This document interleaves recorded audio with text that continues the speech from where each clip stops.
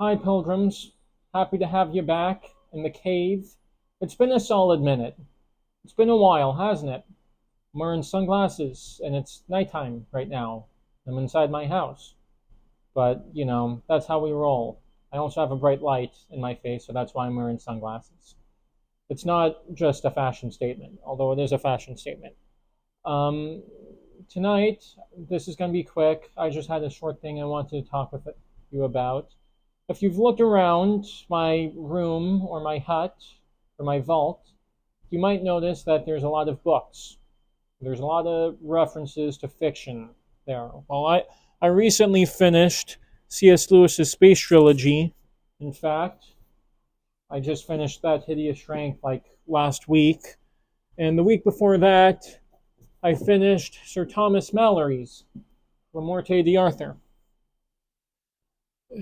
And I'm currently going through J.R.R. Tolkien's Lord of the Rings.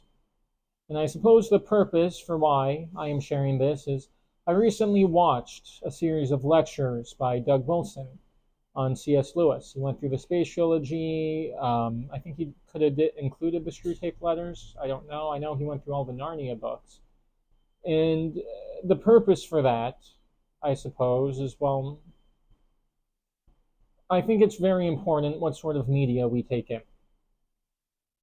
You see what happened with the Olympics right now. They had a uh, demonic transgender Last Supper. It was a drag queen Last Supper, and there was about four dudes that just had their junk through the wind right on camera for all the little kids to see. I think they even had a little kid right up there with them, and they were imitating the Last Supper. And you go out to the movie theater to go watch a new movie, and there's just it's always filled with blasphemy. It always either blasphemes the Lord, or there'll be some sort of demonic element in there, or Christians are just portrayed as the bad guys. And so I wanted to read some passages of scripture with you. And I guess where I'm going with all this is in Doug Wilson's lectures on Lewis. He made a very good point. He said something along the lines of, well, there's two types of fiction. All fiction is escapism, and but there's a difference between the two different types of escapism. And in the one sort of escapism, you're just sort of numbing your mind to the world. You're just, it's almost like you're smoking a joint, smoking a blunt, and turning your mind off. You're just numbing everything out. You're turning off your mind. And then the other is, well, you're escaping from this world. You're turning off your mind, and you jump into another world. And you go into this other world, and when you come back from this other world, you bring back all of these lessons that help you deal with the real world. And you can really see that. And I suppose you could say that's what differentiates good fiction from bad fiction, is the impact it has on you. And so in both forms of escapism, yes, you're escaping from this world, but one just sorts of numbs you out, and the other helps you deal with the real world in a way. It's almost therapeutic. And that's if you ever go through the Narnia books or the Space Trilogy, that's what happens. Ransom or the Pevensey children, they come to this other world. They're here on boring Earth, and then they're sent to this other world where they have an encounter with the divine. They have some sort of divine spiritual encounter, and then when they come back to their old life, they're forever changed. In a way, you almost see this with the Lord of the Rings trilogy, or the movies at least, and in both the book and the movie for The Hobbit. Bilbo, he comes back to his old life. He's living in Bag End, but he's forever changed, and he handles things different now. And so there's a whole lot of garbage that's being shoved down our throats and shoved into our eyes. And my dad, he likes to say, my ears aren't garbage cans. My ears aren't garbage cans, and And there's truth to that. What you soak in, what you absorb in, it affects you. If you've ever seen They Live, which it's not a Christian movie at all, it's rated R for good reason. But in the movie, the main character, he's a homeless man, and he puts on sunglasses that don't look too different from these ones. He puts them on, and suddenly he's able to see all of the subliminal messaging. You know, he looks at there's an ad for a clothing store, and when he puts on the glasses, yeah, it says, instead of showing, a lady in a bikini, it says breed. And then like he goes and there's this whole magazine stand, and he looks, and when he has these sunglasses on, they say consume product, and there's all sorts of subliminal messaging. And if you weren't aware of it before, you should be aware of it now. The devil is using a lot of this subliminal messaging. It's not even subliminal anymore. If you saw the introduction to the Olympics, it's pretty satanic and awful and evil. Even George R.R. Martin, the author of Game of Thrones, and I've read the books. I have an autograph by him, but he is a very ungodly man, and his works show it. His works are especially depraved and unchristian, to say the least. And he recently said in his blog, I want to say like last month, that he was depressed because he set out with the goal to change people's worldviews. The reason why he includes all of the nasty stuff and the stories is he's looking to challenge people's worldviews, to turn people away from traditionalism, to turn people away from Christianity, to turn people away from that way of thinking, to subvert their previous worldview and bring it into something else. Bob Dylan put a song and he said, it might be the devil or it might be the Lord, but we all got to serve somebody. And which it gets back to what we're talking about with fiction. So I'm just going to read some passages of scripture. It says in Philippians 4, verses 8 through 9, finally, brothers, whatever is true, whatever is honorable, whatever is just, whatever is pure, whatever is lovely, whatever is commendable, if there is any excellence, if there is anything worthy of praise, think about these things. What you have learned and received and heard and seen in me, practice these things, and the God of peace will be with you. That is in Philippians chapter 4, verses 8 through 9. And I'm just going to go through a little bit of Romans 12 with you.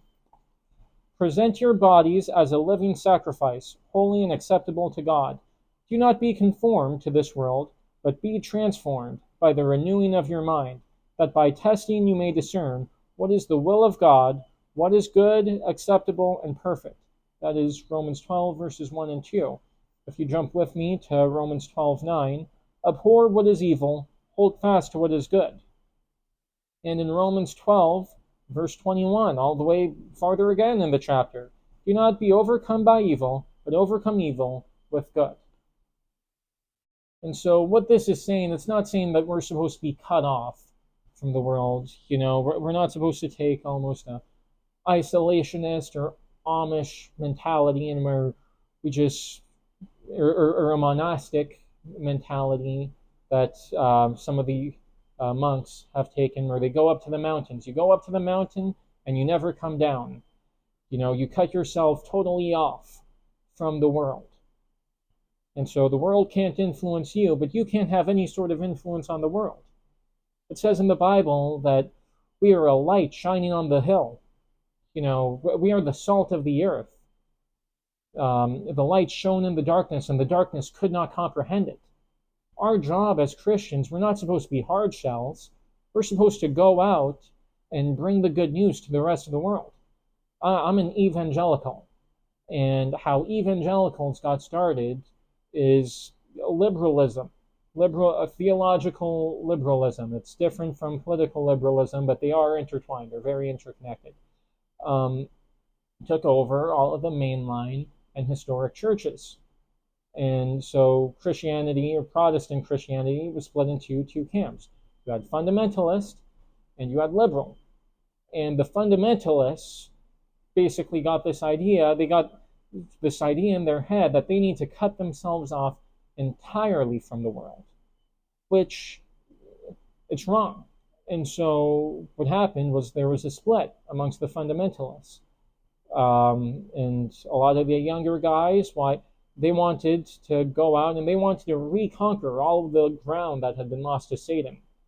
They want to go and fight the theological liberals in the public sphere.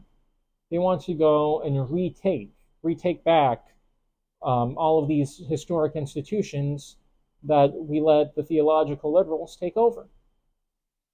And not just the theological liberals, but the secularists, because that's what the theological liberals are. They're secularists, disguised as Christians. And so what we're seeing in Hollywood, where I just came out of Deadpool and Wolverine, and I love superheroes, but they never stopped blaspheming the Lord. I mean, it never stopped cussing, and it never stopped blaspheming the Lord. And there's another movie that's out right now that's kind of satanic. It's a horror movie, and it's like everything. Anytime you go into the movie theater, you can't even put on a TV show anymore. The TV shows are actually worse than the movies. And there was a time when things weren't like this. You can't go to Barnes and Noble anymore without seeing all sorts of nasty, horrible, horrible books. I don't know who reads them. And so we're supposed to, what you soak in, if the only form of media that's around is garbage, then people are just going to soak in garbage and garbage and garbage and become garbage themselves. You are what you worship. That's why it says in Isaiah that these people, they worship these idols and they become like the idols. And it says in the Bible to be conformed to the image of Christ. We're supposed to be conformed to God. It says in 1 John that sons bear the mark of their father, and our Father is God. And other people, Jesus looked at the Pharisees and he said, "You are sons of Satan." Sons of Satan. That's who they were representing. And so I just think it's very, very important to just fill your mind, fill your time up, whatever is holy, whatever is upright, whatever is just, focus on these things. We're not supposed to be totally cut off from the world, but in the same breath, your ears aren't garbage cans. And so if you have to read a book, if you have to watch a movie, watch something that's actually good. This, I have right here all sorts of books. C.S. Lewis. I have a collection of books by C.S. Lewis. I've read almost every single one of them. I think the only one I haven't read yet is Miracles. I read right here, La Morte d'Arthur. This is the original King Arthur story from medieval times. And, there's still a Christian theme to it. When they start going through the Holy Grail arc, and there's all sorts of Christian themes throughout this book. If you look right here, I have the Pilgrim's Progress. Hind's Feet on High Places, Christian Allegory. The Man Who Is Thursday by G.K. Chesterton. And where really the whole message of it deals with male loneliness as well as anarchy and political extremism. All relevant today, and this book was written, I don't know, maybe 100 years ago? I know That Hideous Strength, which was, this book right here was written, it was published the same day we nuked Japan. So, it was published when the war ended. And this book predicted everything that you see with the colleges and the journalists. What you soak in, it affects you. It affects you subconsciously. Science proves that. That's why we use red signs. People notice the color red more, causes them to stop. That's why we use yellow signs. People notice yellow more, pops out to them. It's why people, always use sex in their marketing.